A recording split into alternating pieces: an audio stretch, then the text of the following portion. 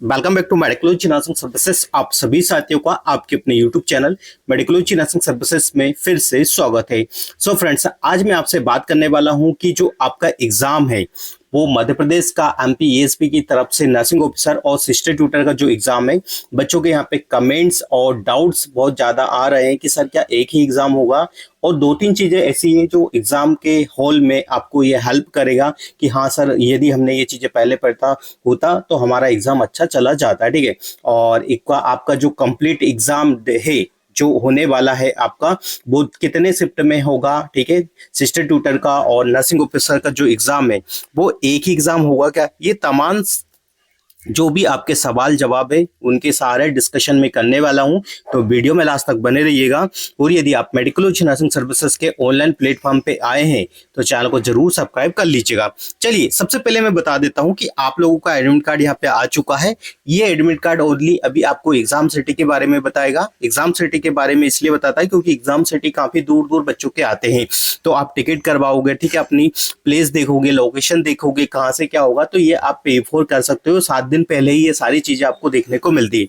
7 दिन पहले ही आपका एग्जाम का सिटी का पता चल जाएगा कि आपकी एग्जाम की सिटी कहाँ है। तो जो भी बच्चों की एग्जाम की सिटी जहाँ पे भी आई है वो अपनी टिकट देख ले या अपने पर्सनल व्हीकल जिससे भी जा रहे हो उसको प्रिपेयर कर ले कि इससे आपको जाना है। ठीक है, हो सके तो बहुत सारे बच्चे हैं जो ग्रुप में होंगे तो वो 7 ग्रुप में जाके भी अपना एग्जाम को अटेंड कर सकते हो। ठीक है, अब रही बात बच्चों के जो सवाल है, वो सवाल ये है कि सर जो हमारा एग्जाम तो को हमने सिटी तो पता चल गया, तो अब जो आपका डेट है वो जो कंप्लीट हॉल टिकट जिसको हम बोलते हैं वो कब तक रिलीज हो जाएगा, तो वो आपको मेडिकलॉजी नर्सिंग सर्विसेज बता देंगे ये कब रिलीज होगा।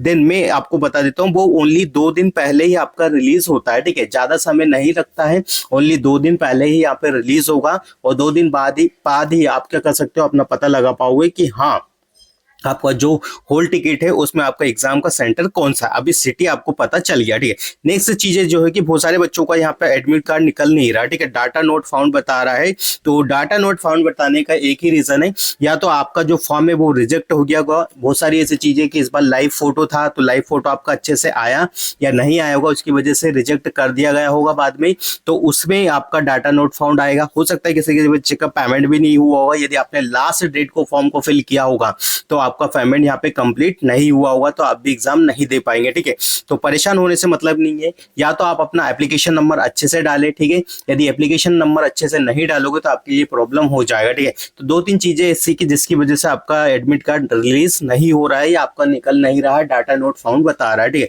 नेक्स्ट चीजें जो आती है कि सर अब नेक्स्ट जो क्वेश्चन है आपका वो है कि सर कितने शिफ्ट में एग्जाम होगा। ठीक है, तो आई थिंक मेरे अकॉर्डिंग जो एग्जाम का शिफ्टिंग है, ठीक है, जहां तक मेरा एक्सपीरियंस है, ये 2 से जो अभी एग्जाम का होगा, ठीक है, 9 बजे आपका गेट बंद हो जाएगा। ठीक है, 9 बजे गेट बंद होने के बाद भी आधे घंटे के बाद एग्जाम का चालू होगा, तो जब आपका एग्जाम का लिए तो 2 दिन पहले जो होल टिकट आएगा उसमें सारी चीजें मेंशन रहेगी। ठीक है, दो शिफ्ट में आपका एग्जाम होगा। ठीक है, 2 शिफ्ट में ही चल रहा है। हो सकता है यदि ज्यादा मेंबर्स हो तो ये 3 शिफ्ट में भी हो सकता है। ठीक है, 9 से या फिर 10 से लेके तो ये 12 बजे तक आपका एग्जाम होगा। ठीक है, 90 मिनट का ये एग्जाम चलेगा। ठीक है, जहाँ 2 घंटे का नहीं है फिर भी 90 मिनट का, और नेक्स्ट शिफ्ट के लिए उन लोगों को प्रिपेयर भी करना होता है। ठीक है, तो 2 शिफ्ट में ही आपका एग्जाम होगा। ज्यादा से ज्यादा हो सकता है कि जो एग्जाम है वो 3 शिफ्ट में जाए। ठीक है, तो बच्चे काफी उसमें लेट हो जाएंगे। ठीक है, तो एक मॉर्निंग शिफ्ट है और अभी तक जितने भी बच्चों ने मेरे को बताया है वो इवनिंग शिफ्ट है। किसी भी बच्चे का और अदर शिफ्ट यहाँ पे आफ्टरनून शिफ्ट का मेरे को नहीं पता है, ना ही उन लोगों ने मेरे को ऐसा बोला है। ठीक है, तो आप लोगों को समझ में आ गया कि दोनों जो एग्जाम है वो होंगे। ठीक है, शिफ्टिंग वाइज। अब नर्सिंग ऑफिसर का जो एग्जाम है और सिस्टर ट्यूटर का एग्जाम है, सर क्या वो बोला सिंपल एक ही एग्जाम होगा क्या? हाँ बच्चों, सब बच्चों का जो डाउट्स है वो यही है कि सर क्या दोनों का पेपर एक ही होगा का? हाँ, पेपर वही होगा और एक ही होगा, क्योंकि दोनों में जो चीजें हैं पोस्ट कोड आपसे ओनली सिलेक्ट करवाए हैं, ना कि अदर एग्जामिनेशन फॉर्म आपसे फिल करवाया है। पोस्ट कोड ए था और बी था। ठीक है, तो दोनों ही सिलेक्ट किया हुआ है, तो दोनों का एग्जाम भी सेम ही होगा। ठीक है, अब फिर बच्चे बोलेंगे कि सर यदि हमने दोनों एग्जाम दिए तो सिलेक्शन कैसा होगा? सिलेक्शन आपको उसमें लिखा आएगा, यदि आपकी मेरिट अच्छी लगती है तो फिर आपके पास अपॉर्चुनिटीज होती है कि आपको किधर जाना है और किधर नहीं जाना है। ठीक है, तो ये चीजें आपको दिमाग में बिठा लेना है कि आपका जो एग्जाम है वो एग्जाम कितना होगा। आपका जो एग्जाम है ओनली 2 शिफ्ट में एग्जाम होगा, और सिस्टर ट्यूटर का और नर्सिंग ऑफिसर का जो एग्जाम है वो आपका एग्जाम एक ही होगा, तो घबराने की बात नहीं है, ठीक है। तो ये भी डाउट्स आपके क्लियर हो गए होंगे, ठीक है। जिन भी बच्चों का एग्जाम दूर दूर आया है वो एक दिन पहले ही चले जाए, लोकेशन देख ले, एग्जाम सिटी देख ले, अपना एग्जाम सेंटर भी देख ले, ठीक है, ताकि आपको कोई भी कंफ्यूजन नहीं होगा, सारी चीजें आपकी क्लियर कट हो जाएगी। क्योंकि एग्जाम में थोड़ी सी भी एंजाइटी होती है तो आपका एग्जाम कंप्लीट नहीं हो पाएगा, जिसकी वजह से आपको प्रॉब्लम हो सकती है, ठीक है। तो ये सारी चीजें दिमाग में बिठा लेना है, आपका जो एग्जाम है वो अच्छे से जाना चाहिए। नेक्स्ट जो चीजें आने वाली है कि आपका एग्जाम हो जाएगा, ठीक है, सेंटर बता दिया है और कितने शिफ्ट में एग्जाम होगा, दोनों एग्जाम एक ही होंगे, ठीक है। आप सबसे बड़ी वाली बात जो आती है कि सारे एग्जाम का पैटर्न कैसा रहेगा, तो जो एग्जाम का पैटर्न है वो हमेशा ही जो मैंने बताया हुआ है, ठीक है। 25 नंबर का आपसे अदर चीजें पूछी जाएंगी, इंग्लिश मैथ वगैरह ये सारी चीजें पूछेंगे, और 75 नंबर का आपसे पूछे जाने वाला आपके नर्सिंग का, ठीक है। ध्यान देने वाली बात यह है कि इसमें इस बार माइनस मार्किंग भी है, ठीक है। माइनस मार्किंग है, इसका मतलब ये है कि आप लोगों को जो अननेसेसरी आप क्वेश्चन अटेंड करते हो वो क्वेश्चन को अटेंड नहीं करना है, ठीक है। ध्यान देना कि यदि आपने माइनस मार्किंग करी है तो 0.215 यहाँ पे माइनस मार्किंग है, तो आपके यदि आपने 3 से 4 क्वेश्चन गलत करे हैं तो आपका 1 नंबर यहाँ पे चला जाएगा, जो आपने सही किए हैं वो भी यहाँ पे गलत हो जाएंगे, ठीक है। तो ऐसे क्वेश्चन को अटेंड नहीं करना है जिनको आपने एक बार भी नहीं पढ़ा है, ठीक है।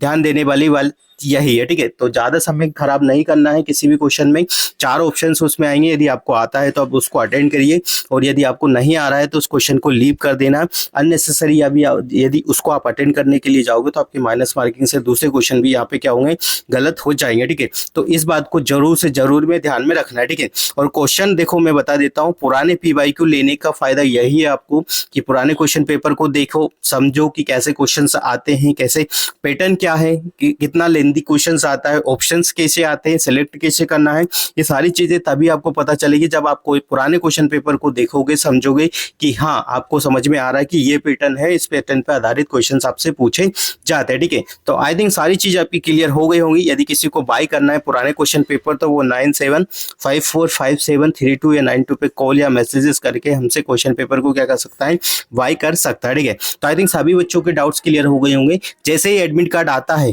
कंप्लीट एडमिट कार्ड आएगा, हॉल टिकट, तो मैं आपको इन्फॉर्म कर दूंगा एक वीडियो के माध्यम से, फिर आपको बताऊंगा कि आपको एग्जाम के साथ क्या क्या चीजें लेके जाना है, ठीक है। फोटो वगैरह नहीं लेके जाना, आजकल फोटो नहीं मांगा जाता है, जो डिजिटलाइज्ड फोटो है वही इसमें यूज किया जाता है, ठीक है।